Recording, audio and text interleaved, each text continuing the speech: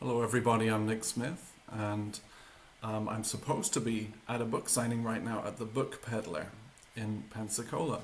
The good news is I don't have to drive an hour to Pensacola. The bad news is the bookstore is closed, and it is a wonderful bookstore.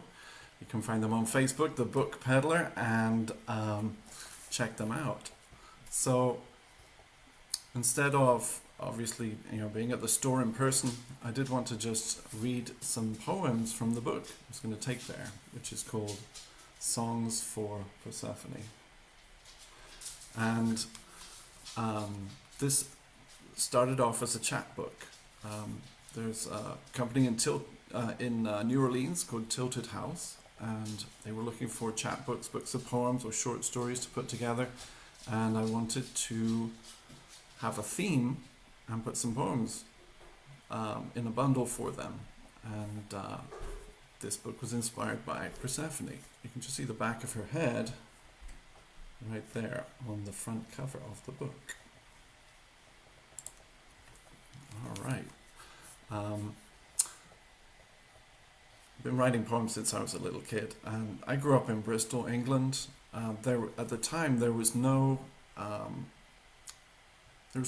way to find out how to get poems published or even read.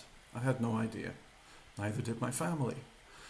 I wrote poems at school, and I was the kid who would stand up, start reading this original poem, and then the teacher would be like, "Oh yeah, that's great, very good, very good." And I would say, "No, wait, I'm not finished yet. There's more to this poem, there's a twist," and keep going, and give them a double-length poem. I did try sending poems to Reader's Digest, and they actually got back to me and said, "We don't do poems." So all I faced were rejections for a long time. But eventually I did win a competition at the Avon Poetry Festival in Bristol. And I was 16 years old, so it was for my age range, but that was a huge boost. It was actually some judges saying that my writing mattered, and it did encourage me to keep going. So lots more rejections, lots of thank you for trying, but it's only now, many years later, that I'm getting more of a response to my poems, and people are telling me that they are worth writing. Keep going, Nick. So if you like any of the poems that I'm going to read, let me know. If you have any questions, please comment. And a lot of these are based on real life. My recent years in Fort Walton Beach, Florida. And, well, let me read you a bit about Persephone, because this is from the preface right here. And it kind of sets up the scene a bit. Persephone came to me at the right moment, when I was down, and so was she. Neither of us looking for a relationship, both of us lonely. My roommate, Big D, asked her a few cheeky questions. How old was she? Was she married? Did she want a man? And to her own surprise, she answered. She hadn't dated for a long time, so she asked her friends for advice. She did her hair and wore lipstick for her first mini-date with me at the local Starbucks. We worked in the same call center, and we were comfortable with each other, so we kept hanging out. She was cute, she made me laugh, and I felt like I could be myself around her. She liked me too. She wasn't a muse, but she inspired me to write in a way I hadn't written for ages. Poems blossomed like little flowers needy for attention. Poems about mermaids and monster fish, our families, our friends, our sand-blasted work for a vacation rental company. Many of those verses are right here. No sunlight or watering required. We're still together, almost 5 years after our first date. We care deeply for each other, and, once in a while, another poem blooms between us. So, this is from early on in that kind of mini dating time, and this poem is called February. The beach is empty, the green Gulf of Mexico yearning for company, a birdless sky dipped in ash and rust after the sun has set. We hold hands for the first time. 2 gust-blown grains of sand cling together and become more significant. Your footing is unsure where boardwalk steps lead to sand. Sand leaks onto parking lot. Lot leads to your jolly green giant car. I make sure not to grip too tight so you can pull away when you need to, but your hand is relaxed in mine. We look back at the pier we visited with only 10 minutes to closing, time enough to walk to the end, wind mussing your harvest blonde hair, staring out at the Gulf. I wanted to put my arm around you. Too soon, don't rush. Settled for standing close beside you instead. Back in the car, you smile wide and we embrace. Sand clinging to sand, 2 whispers on a crystal winter breeze.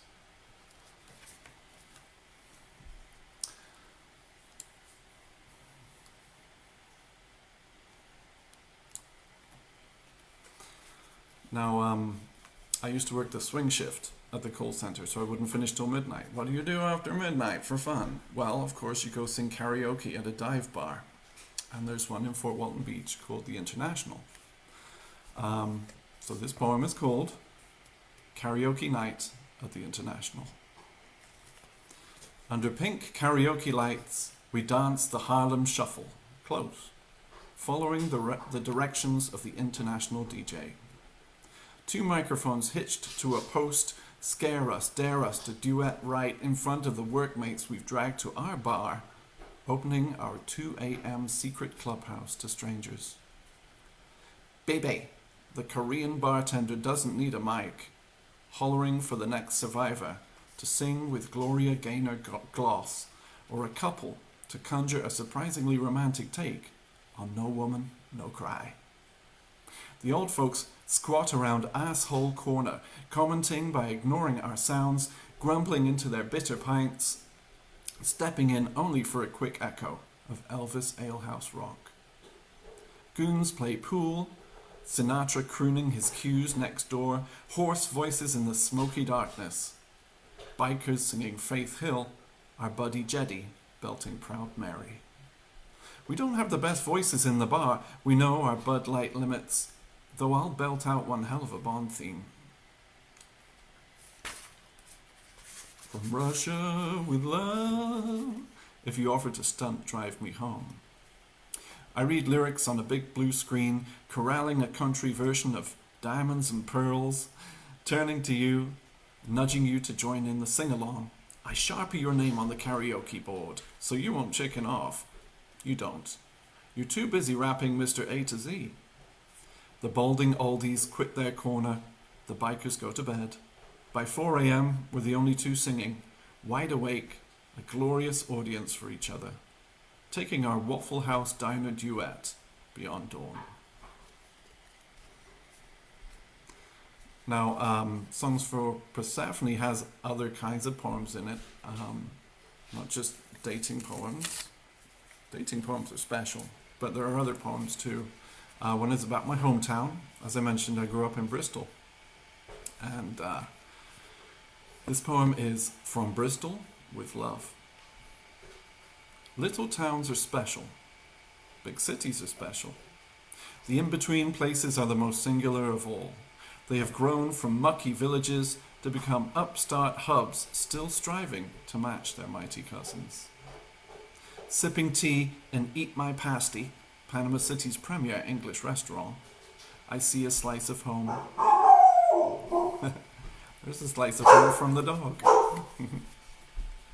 It's a tiny pic on a timeline stick-on poster print from Schofield and Sims, full of momentous events, regal in-births and deaths, wars and pieces of 8th grade history.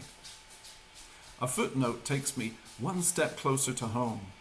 Isambard Kingdom Brunel, it says, built a bridge outside of Bristol. That's my hometown.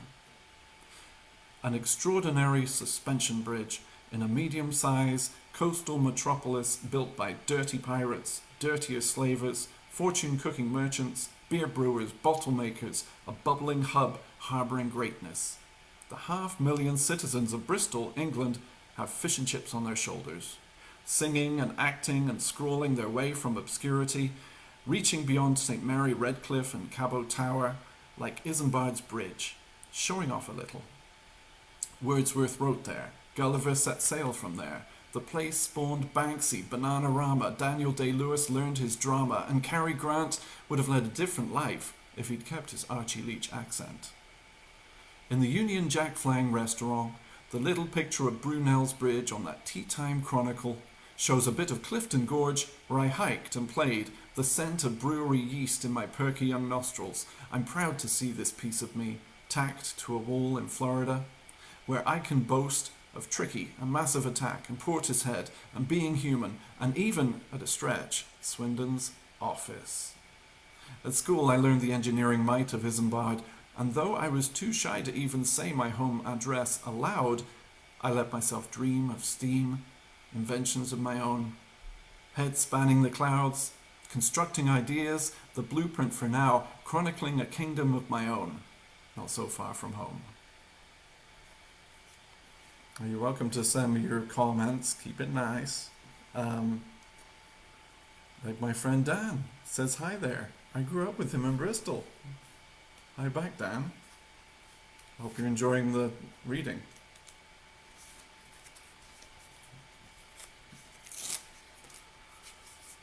Fort Walton Beach is a beach town, you'd be surprised to hear with that name in the title, and this poem is about beachiness. There's always a bigger fish. Megan says, the summer's long and full of terrors. Why, only last week a girl was bit by a 5-foot shark while they both swam off a second sandbar on the Emerald Coast. The shark had right of way, and yet they say the sea is vast and full of critters, minding their own shoal business while we splash, show off our lack of gills and fins. A purple flag's not just for show. It tells us low tide hardly hides the beasts, with teeth as big as steak knives at the least, and jellyfish that sting the body electric, breaking the mold with their old mechanisms, defending their gelatinous organisms with a jolt. We stay in the shallows, so our toes can touch reliable ground. Our life's so long and full of shifts, we'd rather sink in sand and drift from the riptide real world of bigger fish. Why, only last week, in the society pages, a bachelor swept a girl off her feet, leaving her speechless with his grinning teeth. He got his way all right. Up above, the airline's charge to sit with ones you love, your buoyant heart placed under your tight seat. Even on the beach, a vendor's paid for throwing shade on kids who need escape from heat, and chairs for the impaired, aged elite who wouldn't stand a chance with no spare cash. We stay offshore, take our chances with the real sharks. Enchanted under the sea, free from stress and city planning full of errors, where the only bills are pelican, the water won't get cut off, and our glow comes from the soaring sun. Excuse me. I was trying not to cough. I'm not sick. Just been talking and not drinking water.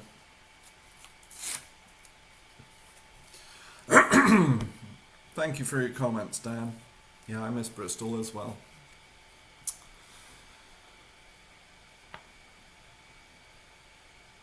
Where we've come from is very important. Where we are is very important.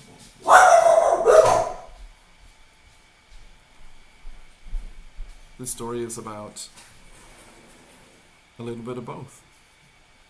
George and the dragonfly. A dragonfly buzzes like a bumblebee through Cabernet-scented crimson petals in the golden hour of its life, glowing in a wildflower honey sunset that reminds me of a Bristol evening, the wind mussing my grandma's hair as she holds my 8-year-old hand, showing me the tiny beauties of the world, by George, the details others miss in their silver hurry, explaining all to me in her upper crust trimmed baked Alaska accent. But now these briny autumn flowers are still as a calm channel on a cobalt night, and the matchless dragonfly stops its sound, catching the Indian summer sun on its glittering body, seeking warmth and amber petals for rest.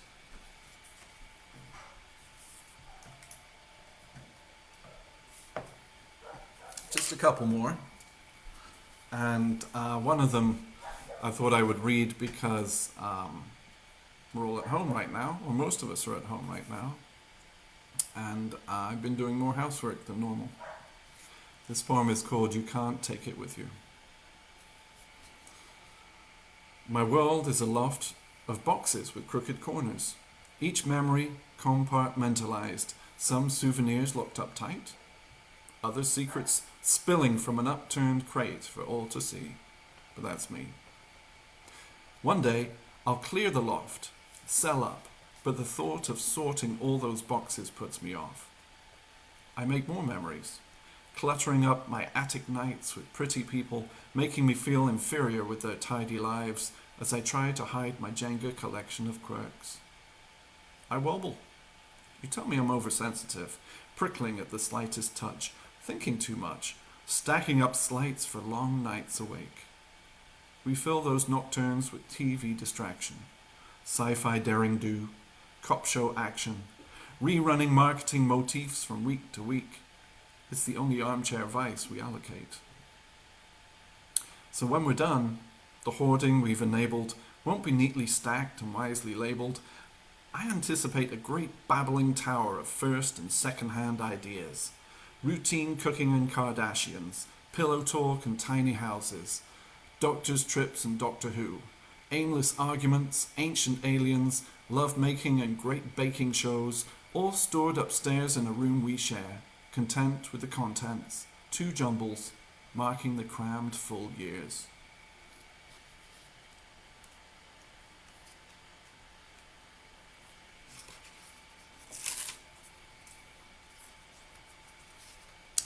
Just a couple more to round things off. And this poem is about a very special lady I knew called Norma Weaver. And this is what I remember about Norma. She parades to a table at Tracy's birthday party, and she is the queen of the family. Her son, Danny, her escort. Danny collects people's birth dates and writes them in a little book. A family tree surgeon adding newcomers in green. In the backyard, pictures of Tracy through the years are placed on tables. Norma sits by a particularly goofy print, a little girl sticking out her black and white tongue. With more chairs arranged in a semicircle, Norma's children and grandchildren and who knows who they belong to children attend to her, making sure she stays cool in the California dog day heat. Norma smiles, making it snappy with the one-liners. She ain't gonna melt, you know. This is what I remember about Norma.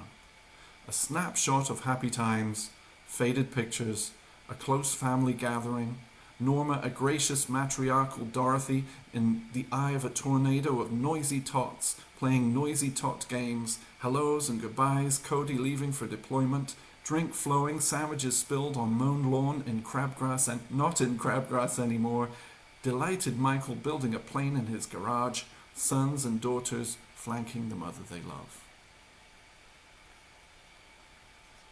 There's a lot more to Norma than that, but I wanted to encapsulate some feelings about her in a short poem.